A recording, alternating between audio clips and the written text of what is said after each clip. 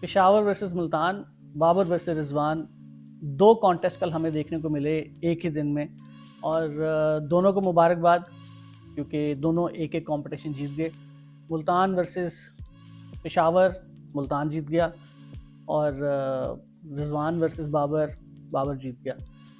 दोनों कॉम्पिटिशन्स वैसे तो डाल ही रहे हैं क्योंकि ओवरऑल मैच बहुत फीका सा मैच था, और ये क्वालिफायर वाला मैच नहीं लग रहा था क्योंकि क्वालिफायर वाला मैच और इसमें बहुत ज़्यादा ताल्लुक स्टेडियम का लग रहा है मुझे, पिचेस का लग रहा है मुझे। लो स्कोरिंग पिचेस चल रही हैं कराची के अंदर ख़ास तौर पे। एक ड्राई स्क्वायर होता है, और ड्राई स्क्वायर की वजह से वो 6 7 8 पिचेस बनी हुई हैं, उतनी ड्राई हैं कि वो बॉल को जो है ना फ़ौरन रफ़ करती हैं, और रफ़ करती हैं तो वो बॉल रिवर्स करना शुरू कर देता है। लो विकेट्स पहले ही हैं, और को बहुत ज़्यादा कंड्यूसिव या बैटिंग फ्रेंडली कंडीशंस नहीं है। बॉलर्स को बड़ा हेल्प करती है ये विकेट, और वो कल हमें देखने को भी मिला। पूरे मैच के अंदर एक तो वैसे बहुत लो स्कोरिंग मैच था, और उसके अंदर भी सिर्फ एक छक्का देखने को मिला हमें पेशावर की तरफ से जब वो अपना टारगेट सेट कर रहे थे, और वो भी कोई 18वें या 19वें ओवर में, और उधर से 2 छक्के देखने को मिले टोटल। तो ये टोटल मैच में क्वालिफायर में 3 छक्के अगर आपको देखने को मिल रहे हैं तो T20 मैच तो नहीं लग रहा है कहीं से भी। और ओवरऑल बाबर की टीम जो है वो बहुत बड़ा टारगेट सेट नहीं कर पाई, और इसकी वजह ये थी कि बाबर जो है एक अच्छा स्टार्ट उनको नहीं मिल पाया, और उसके बाद हारिस आए, उन्होंने इंटेंट दिखाया साइम के जल्दी आउट होने के बाद, लेकिन पावर प्ले के बाद हारिस भी आउट हो गए। फिर बाबर के सामने विकेट्स गिर रहे थे, बाबर जो है वो अपने आप को स्लो करते जा रहे थे इस एक्सपेक्टेशन पे कि वो बाद में इसको बिल्ड कर लेंगे। टूर्नामेंट में हम देखते रहे हैं कि बाबर अगर बीच में कहीं स्लो भी हुए हैं तो बाबर उसको जाके मेकअप कर लेते थे अपने स्ट्राइक रेट को, और एक अच्छी फिनिश दे देते थे। लेकिन इस दफ़ा अनफॉर्चुनेटली वो नहीं हो सका, और वो इसीलिए नहीं हो सका जो शुरू में हमने बताया कि अगर आप एक अच्छे बॉलर हैं और अगर आपको यॉर्कर्स हिट करना आते हैं, तो क्योंकि बॉल रिवर्स हो रहा था तो बाबर आजम जो यॉर्कर को बहुत अच्छा खेलते हैं, करंट लॉट में से जो क्रिकेटर्स हैं हमारे सामने उनमें बाबर आजम जो हैं, बहुत सारे आपने सोशल मीडिया पर उनके वीडियोस भी देखे होंगे कि यॉर्कर को कैसे निगोशिएट करते हैं, उनकी वीडियोस के अंदर कंपैरिजन्स ड्रॉ किए जाते हैं।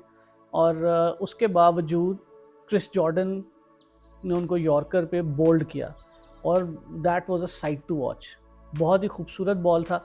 इतने अच्छे बैट्समैन को अगर आप अपनी पेस से ज़्यादा अपनी उस महारत से, उस स्किल से बीट करें, वंडरफुल। और यहाँ से मैच जो है वो टर्न होना शुरू हुआ, क्योंकि जब बाबर भी आउट हुए तो बाकी जो प्लेयर्स थे, रोमन पॉल थे, हालांकि वो एक बहुत अच्छे हिटर हैं, उनसे भी हिट नहीं लग रही थी, रन बॉल ही स्कोर करते रहे, और किसी तरीके से गिरते पड़ते 147 के करीब ये जो है टारगेट गया। ये कभी भी इनफ नहीं था।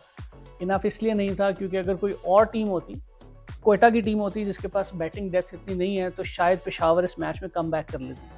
लेकिन आगे मुल्तान सुल्तान थी, और मुल्तान सुल्तान के पास एक अच्छा बैटिंग कॉम्बिनेशन है, और उस्मान खान बहुत अच्छे फॉर्म में है, और बाबर जो पिछले 2 मैचेस जीते भी थे लीग राउंड के अंदर।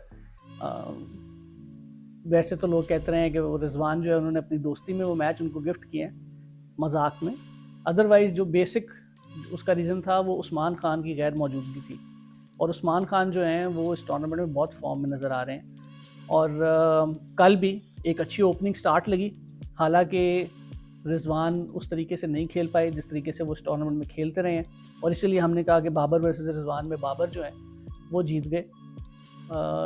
उसके बावजूद रिजवान को समझ थी कि उन्होंने बहुत ज़्यादा रिस्क नहीं लेना, क्योंकि यासिर एक अच्छी इनिंग्स खेल रहे थे, पार्टनरशिप बिल्ड हो गई थी, और पार्टनरशिप बिल्ड हुई थी तो वो एक अच्छा ओपनिंग स्टैंड बन गया था। और रिजवान के आउट होने के बाद उस्मान खान आए, और उस्मान खान मैच ख़त्म होने तक रहे। उनका बीच में थोड़ी देर के लिए मैच थोड़ा सा इंटरेस्टिंग हुआ था, वो इंटरेस्टिंग भी सिर्फ इसलिए हुआ था कि जॉनसन चार्ल्स जो हैं वो बॉल को हिट करना चाह रहे थे, तो सिंगल्स रहते रहते तो वो इतना भी मसला ना रहता, लेकिन वो क्योंकि बॉल रिवर्स स्विंग हो रहा था इसलिए वो बॉल को बीट कर रहे थे। और यहाँ पर पाकिस्तानी बॉलर्स को, जो ख़ास तौर पे आमिर जमाल हैं और सलमान हैं, ये रिवर्स कर रहे थे। इनको ये सीखना है कि क्रिस जॉर्डन ने कितने अच्छे तरीके से अपनी जो स्किल है ना उसको डिस्प्ले किया है। इनकी बॉल विकेट से बाहर ख़त्म हो रही थी, इसलिए बैट्समैन मिस भी कर रहा था, तो विकेट्स को नहीं लग रहे थे। जब आप रिवर्स स्विंग करा रहे हो तो आपको ये देखना बहुत ज़रूरी है कि आपका रिलीज़ पॉइंट क्या है, और आपका जो बॉल ख़त्म हो रहा है वो स्टंप्स के अंदर ख़त्म होना चाहिए, ताकि अगर बैट्समैन मिस भी करे तो एटलीस्ट आपको विकेट मिलने का चांस हो। ये बैट्समैन जितना बाहर निकल रहा था ये उतना ही उसको फॉलो कर रहे थे और उसकी जोन के अंदर जाते जा रहे थे। और यही वजह है कि हमारे हरदिल अजीज़ चचा जब आए तो 8 बॉलों में 22 करके उन्होंने मैच बिल्कुल ही 9 बॉल्स पहले ख़त्म कर दिया।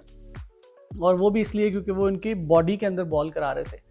पूरे टूर्नामेंट में हमने देखा है कि इफ्तिखार जो है बहुत अच्छी इनिंग्स कर रहे हैं, फिनिश कर रहे हैं, लेकिन जो बहुत कीनली ऑब्जर्व कर रहे हैं वो ये भी देख रहे होंगे कि रिजवान को जहां उनकी कंफर्ट जोन से बाहर बॉल मिल रहा है वहां रिजवान हर दफ़ा बीट हो रहे हैं, वो स्कोर नहीं कर पा रहे हैं। वो स्कोर सिर्फ उन एरियाज़ पे कर रहे हैं जो उनकी स्कोरिंग शॉट्स हैं, और अगर आप वो कंट्रोल कर लें तो इफ्तिखार जो है वो न्यूट्रलाइज हो जाते हैं।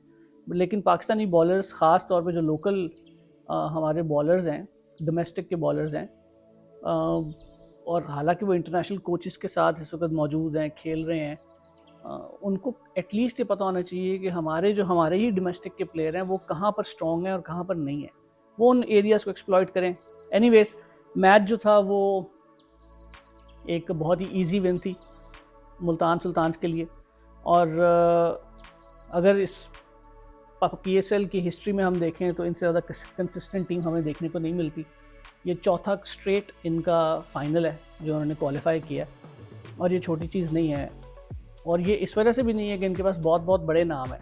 अगर आप देखेंगे तो कोई बहुत बड़े नाम इनके पास मौजूद नहीं है, ना इंटरनेशनल सर्किट से, लोकल सर्किट से भी हमारे 2-3 प्लेयर्स जो हैं वो उनके पास मौजूद हैं पाकिस्तान टीम के।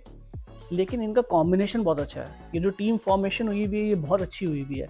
इनके पास एक बैलेंस्ड ऑर्डर है, बॉलर्स का भी और बैट्समैन का भी, और इसका क्रेडिट जाता है इनकी मैनेजमेंट को और ख़ास तौर पर रिजवान को। रिजवान बहुत अच्छी कैप्टनसी करते हुए नज़र आए हैं, बहुत अच्छा यूटिलाइज़ करते हैं अपने प्लेयर्स को। और आई थिंक ये चीज़ हमारी जो सिलेक्शन कमेटी है और जो PCB की मैनेजमेंट है उनको भी नज़र में रखनी चाहिए, और ये जो स्किल रिजवान यहाँ डिस्प्ले करते हैं वो उनको यूटिलाइज़ करना चाहिए इंटरनेशनल क्रिकेट में। और उम्मीद करते हैं कि रिजवान को इंटरनेशनल क्रिकेट में भी कैप्टनसी का मौका मिलेगा, ताकि वो जो सीख यहाँ से ले रहे हैं वो वहाँ पर उसको सही तरीके से डिस्प्ले करें और पाकिस्तान की बेहतरी के लिए करें।